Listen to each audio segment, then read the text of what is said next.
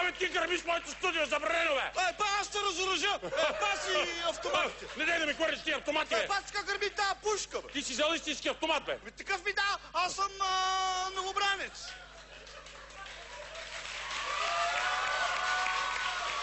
Дай малко стриптиз!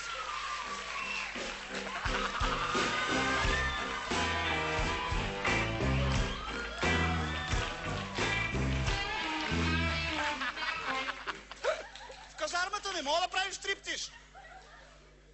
Аз се казвам... Знаеме как се казваш!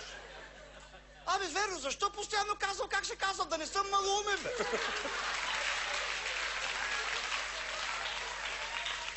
Абе, Славчо!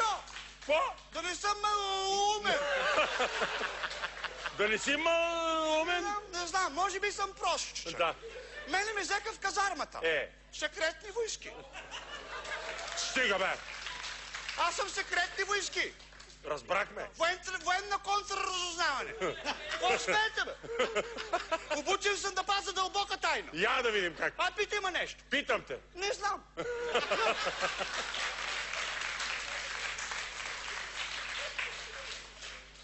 А в секретните войски ми взеха и секрет.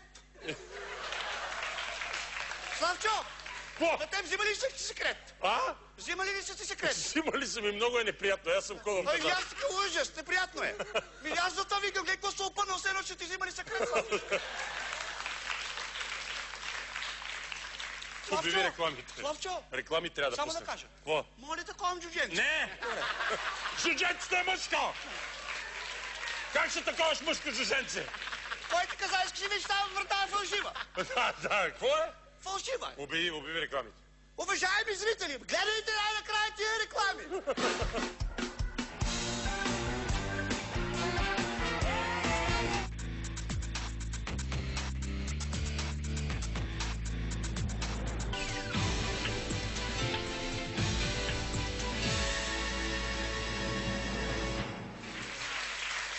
Слави! О!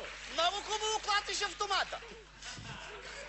Остави го там, не си играе с оръжие. Нали е твоето оръжие? Ти като войник не трябва да даваш оръжието си на друг човек. Верно, дай си ми го трябва да тогава. си го държиш в тебе. Като го държа, как си клата ръцете? Ами не знам как си клатиш. Си клатиш нещо друго. Добре, ти не си ми приятел. Не приятел съм ти, ма си не бива да даваш Аз си личното представи си. му знам номера. Не личното Не си. дай, ще се Личното си оръжие не бива да го даваш. Дори никой. 1109. Да, видя ли, че не е смешен този номер? Не трябва да даваш личното си оръжие на никого. Трябва да си го държиш. Славчо, О! моля да ковам джудженце. Не! Вижи сега за казарма. Ами искам да ти кажа, тази казарма, мене не ми се ходеше в казармата. Еми, що ходиш? Не искам там, не искам, не Разбрахте искам. ли? Що ходиш? Дълг.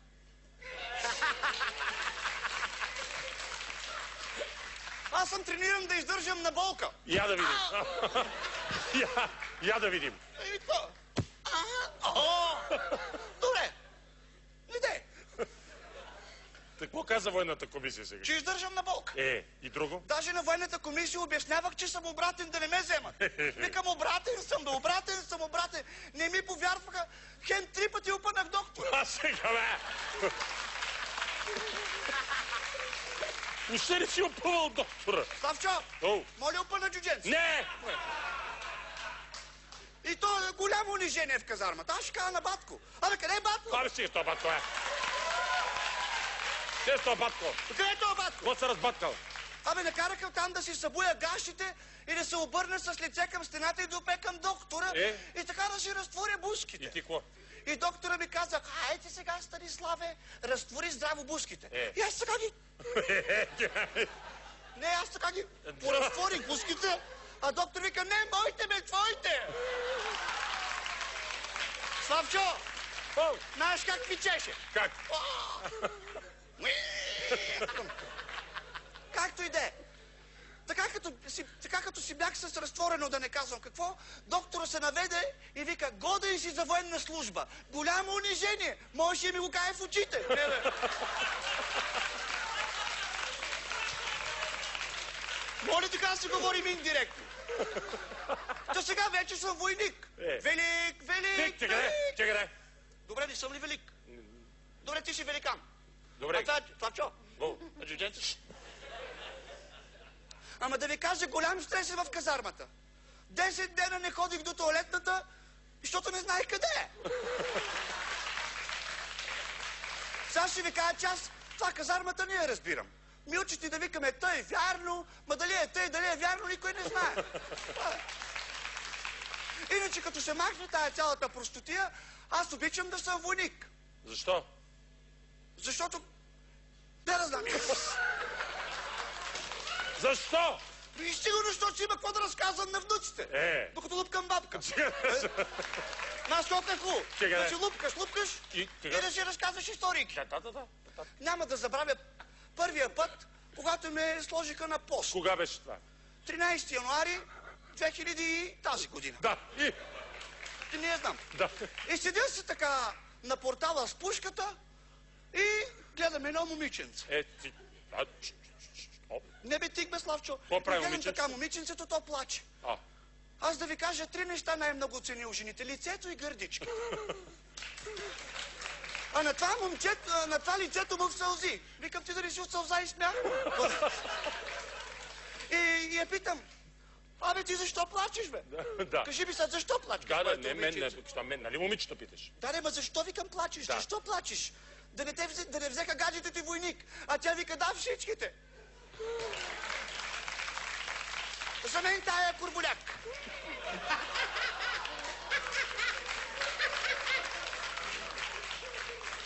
Дано не попадам на такава. Много съм изпълнителен. Не знам защо. Да. Ония ден отивам при командира и докладвам. Господин командир, заповедта е изпълнена. А той вика, Христосков, аз нищо не съм заповядал. А аз му викам, че той аз нищо не съм изпълнил.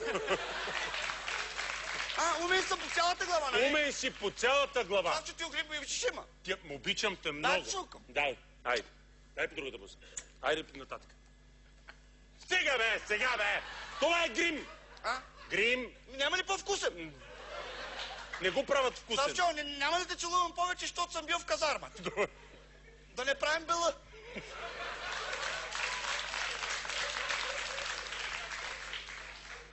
Славчо, давай. виж джудженце. Стига бе с това джудженце, бе, човече. Главата на войника е да мисли. Мозъка е да разсъждава.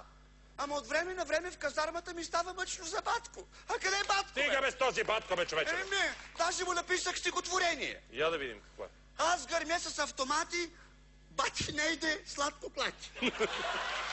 Бати късмета, бати. Собствено производство. Няма да забравя първата си отпуска. Пуснаха ме в градска отпуска, аз отидох на село.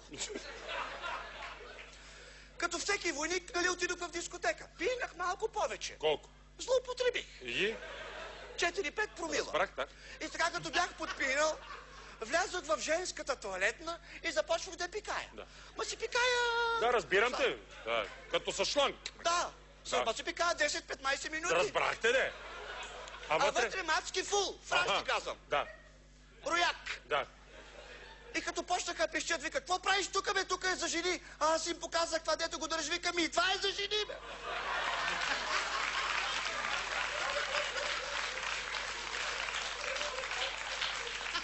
Много ми е симпатично това джудженце. А да ви кажа какво друго ми се случи, докато бях в отпуск. В трамвая се запознах с едно момиче, което ме попита, искам ли да отида от тях. Славчо, попитай ми сега, искам ли да отида от тях. Искаш ли да отидеш от тях?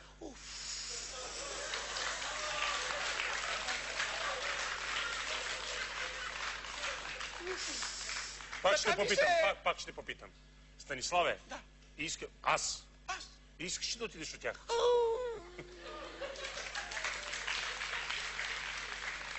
С болка беше. Та това момиче ми каза да отида от тях в 8 часа. Славчо, попитай ме дали отидох. Отида ли? Не. Питай ме сега що. Що? Защото я не знам къде живее.